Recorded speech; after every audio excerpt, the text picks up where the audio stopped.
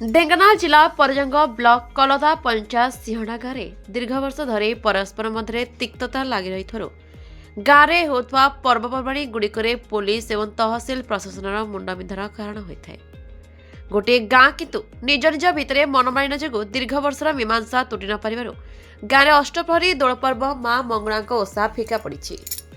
आज को प्राय 12 दिन धरी तलसाही एवं उपरसाही मध्य बद लगी रही उभयों मध्य कौन समाधान न हेबारु गाँवर प्रत्येक पर्वगुड़िक प्रभाव पकाई।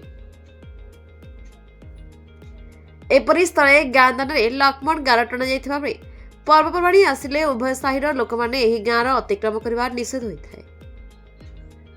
गोटे दिन में गाँव में पृथक पृथक साहिरे माघ मास शुक्लपक्ष सप्तमी दिन पारण होता है अष्टप्रहरी नामयज्ञ। चलित वर्ष जनवरी 24 तारिख दिन अष्टप्रहरी नामयज्ञ लगे अधिवास कर शुक्रवार दिन तमाम नामयज्ञ होगाकू बेले एमानक मध्य रहितवा विवाद समाधान होई नथिबारु बाधक साजिछन्ति पुलिस एवं तहसिल प्रशासन। कारण अप्रीतिकर परिस्थिति सृष्टि न हेबा पई बाध्य होई प्रशासन एपरि पदक्षेप नेबाकू बाध्य होइछन्ति।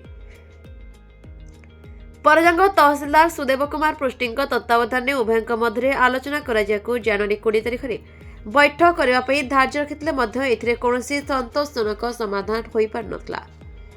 जहाँफल 24 एवं 25 तारिख में हेबाकू जाउथवा अष्टप्रहरी नामयज्ञ को बंद करने को कामाक्षानगर उपजिलापाल दिनमयी नायक चिठी number 1/2026 US 163 BNSS 2023 अनुଯାयी Parjang police एवं तहसिल प्रशासन गाँव में पहुंची गाँव प्रमुख स्थान मानक कांथरे एवं पंचायत कार्यालय नोटिस छपा जाइथिबा बेले नाली पताका मारिबा दृश्य देखा मिलता। एतद व्यतीत गाँव में एकाठी होई बसिबा बाड़ी पथर धरी बुलिबा एपरि 5टी मानदंड उपरे ग्रामर उभय साहिर बस्ती बासिंदा सतर्क सूचना दियाइछि। एपरि नियम को अवमानना कले आईन अनुଯାयी दंडे दंडित हेबाकू नोटिस रे दर्शाଯାଇଛି। कार्यक्रम में कामाक्षानगर एसडीपीओ रजनीकांत सामल, परजंग आईआईसी धीरेन कुमार बेहरा, तहसिलदार सुदेव कुमार पृष्टि, एसआई देवग्राही महांती, विकास कुमार बेहरा, अरुणी सासुनी, एसआई जुगल किशोर प्रधान समेत पुलिस बाहिनी कर्मचारी माने उपस्थित थे।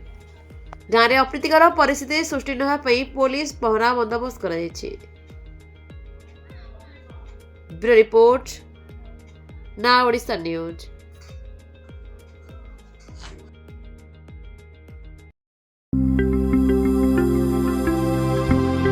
लेटेस्ट न्यूज अपडेट पाई www.nowodisha.com को लॉगिन करंतु।